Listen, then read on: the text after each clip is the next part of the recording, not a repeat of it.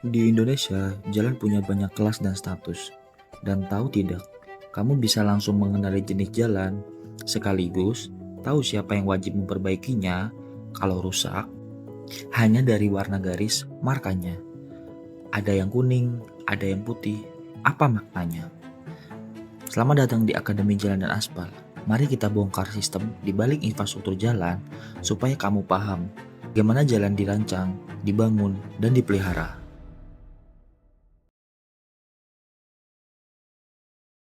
Di Indonesia, setiap ruas jalan punya pembagian wewenang yang jelas. Memahami ini bukan cuma soal administrasi. Ini soal kemana kita harus melapor saat jalan berlubang. Mari kita bedah. Jalan nasional. Ini jalan utama menghubungkan antara ibu kota provinsi atau berstatus strategis nasional. Contohnya, jalur Pantura. Ciri visual paling gampang, garis markanya berwarna kuning. Kewenangan penuh ada di pemerintahan pusat lewat Kementerian PUPR. Jalan provinsi. Fungsinya menyambungkan ibu kota provinsi dengan kabupaten atau kota. Markanya berwarna putih karena skalanya antar wilayah provinsi. Tanggung jawab dan anggarannya ada di pemerintahan provinsi, APBD provinsi. Jalan kabupaten atau kota. Ini jalan yang paling sering kita lewati setiap hari, menghubungkan antar kecamatan, markanya juga putih, tapi dimensinya disesuaikan dengan lalu lintas lokal. Kewenangannya ada di Dinas PU Pemerintahan Kabupaten atau Kota setempat. Jalan desa, akses lingkungan atau penghubung antar dusun, skalanya paling kecil, dikelola penuh oleh pemerintahan desa, biasanya menggunakan dana desa. Jalan tol, ini kategori khusus. Jalan tol adalah jalan dengan pengendalian akses penuh dan penerapan sistem berbayar.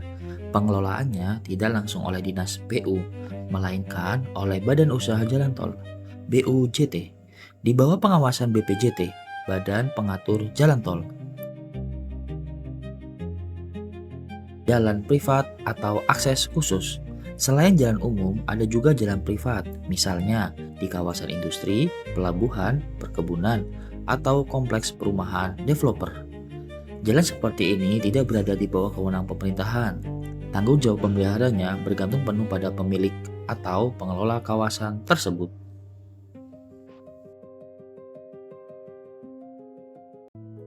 Pernah melihat aspal bergelombang atau retak parah? Kenapa jalan bisa rusak? Aspalnya jelek? Belum tentu. Bisa jadi bebannya terlalu berat. Bisa jadi kelas jalannya tidak sesuai. Dan bisa jadi sistemnya yang dipaksakan bekerja di luar kapasitas. Dalam regulasi kita, jalan dirancang dengan batas daya dukung. Ini disebut MST, muatan sumbu terberat. Batas beban aman yang bisa menerima struktur jalan tanpa mempercepat penurunan kinerja jalan secara signifikan. Selama desain, konstruksi, drainase, dan pemeliharaan juga sesuai. Berdasarkan Undang-Undang Nomor 22 Tahun 2009 Pasal 19, ini pembagiannya. Yang pertama, jalan kelas 1. Jalur logistik utama, MST maksimalkan 10 ton. Lebar kendaraan maksimal 2,5 meter. Jika ada industri yang butuh MST di atas 10 ton, mereka harus lewat jalan yang dialokasikan khusus. Yang kedua, jalan kelas 2, menghubungkan antara wilayah. Batas aman MST 8 ton. Lebar kendaraan maksimal 2,5 meter. Panjang maksimal 12 meter. Kapasitas ini dirancang bus atau truk muatan bisa melewati ini tanpa menghancurkan aspal. Jalan kelas 3, jalan lokal, kabupaten, atau lingkungan, MST-nya sama, 8 ton, tapi dimensinya lebih sempit. Lebar kendaraan dibatasi maksimal 2,1 meter dan panjang 9 meter. Struktur dan tebal pekerasan pada jalan kelas ini umumnya dirancang sesuai kebutuhan mobilitas lokal. Kondisi tanah dasar, volume lalu lintas, dan beban kendaraan yang diizinkan sangat terbatas. Status jalan menjelaskan siapa yang bertanggung jawab, sedangkan kelas jalan menjelaskan batas kendaraan dan beban yang boleh melintas. Dua hal ini berbeda, tetapi saling berkaitan. Infrastruktur bagus tidak akan awet tanpa disiplin penggunanya, karena itu ada marka jalan. Banyak yang mengira marka ini sekedar cat biasa. Faktanya, di jalan utama marka menggunakan resin termoplastik. Diaplikasikan pada suhu tinggi agar menyatu dengan aspal yang bisa memantulkan cahaya di malam hari. Penempatannya dihitung murni dengan ilmu rekayasa lalu lintas atau disebut traffic engineer. Yang pertama, garis putus-putus. Zona aman, boleh mendahului. Kenapa? Karena engineer jalan sudah menghitung jarak pandang di titik ini. Cukup jauh, Anda punya waktu reaksi yang cukup jika ada kendaraan dari depan. Garis utuh, tanpa putus. Batas tegas dilarang menyalip. Titik ini adalah blind spot, tikungan, jembatan, dan tanjakan.